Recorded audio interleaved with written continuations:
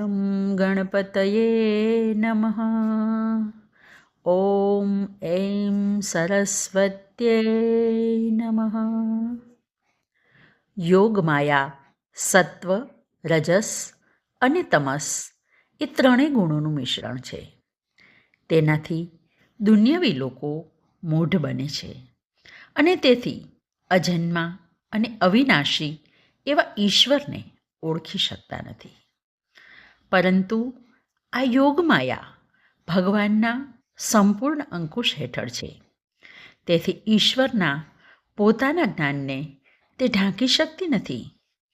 એનું વર્ણન કરતા આગળના શ્લોકમાં ભગવાન કહે છે, વેદાહમ સમતીતાની વર્તમાનાની ચાર્જુન ભવિષ્યાણી ચ ભૂતાની મામ તુ વેદ ન કશ્ચન. હે અર્જુન, ભૂત, વર્તમાન અને ભવિષ્યકાળના પ્રાણીઓને હું જાણું છું, પરંતુ મને કોઈ જાણતું નથી.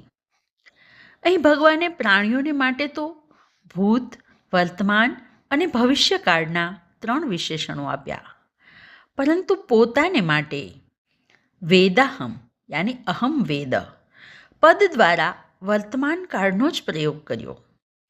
તેનું તાત્પર્ય એ છે કે ભગવાન માટે ત્રણેય કાળ વર્તમાન જ છે. તેથી બધા જ જીવો નિત્ય નિરંતર ભગવાનની દ્રષ્ટિમાં જ રહે છે, ઓઝલ થઈ શકતા નથી.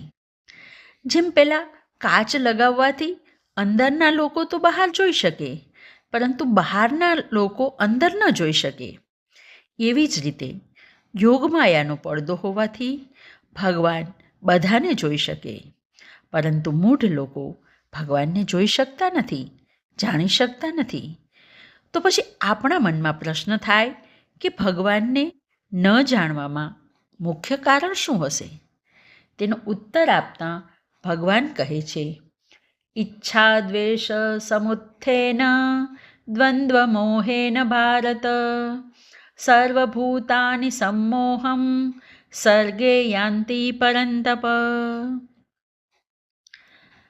જન્મ થયા પછી ઈચ્છા અને દ્વેષના દ્વંદ્વોથી ઉત્પન્ન થતા મોહને લીધે, હે ભારત, બધા પ્રાણીઓ મોહવશ થાય છે. જ્યાં જ્યાં સુખ છે ત્યાં ત્યાં રાગ છે, અને જ્યાં જ્યાં દુઃખ છે ત્યાં દ્વેષ છે.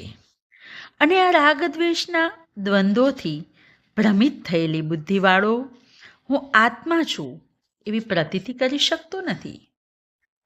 તેથી આ દ્વંદ્વોના કારણે મનુષ્યની મૂઢતા દ્રઢ થાય છે અને મનુષ્યનું પતન થઈ જાય છે. વળી આ દ્વંદ્વથી સંસારનો સંબંધ દ્રઢ થાય છે.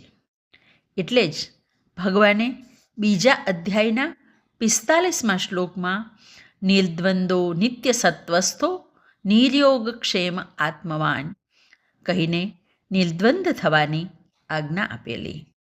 અને તેથી જ ભગવાન અહીં 28મા શ્લોકમાં કહે છે, યેષાં ત્વંતગતં પાપં જનાનાં પુણ્યકર્મણાં તે દ્વંદ્વમોહ નિર્મુક્તા ભજન્તે મામ દૃઢવ્રતા. પરંતુ જે પુણ્યશાળી માણસોના પાપનો નાશ થયો છે અને જે દ્વંદ્વના મોહથી મુક્ત છે, તે દ્રઢવ્રતવાળા મને ભજે છે. સંસાર તો દ્વંદ્વોથી ભરપૂર છે, તો પણ તેમાં કેટલાક લોકો પાપમુક્ત જીવન જીવતા હોય છે. શુભ કર્મોથી હૃદય ધીમે ધીમે પવિત્ર બને છે, સત્ય વધે છે અને રજસ તથા તમસનું પડ પાતળું બની જાય છે.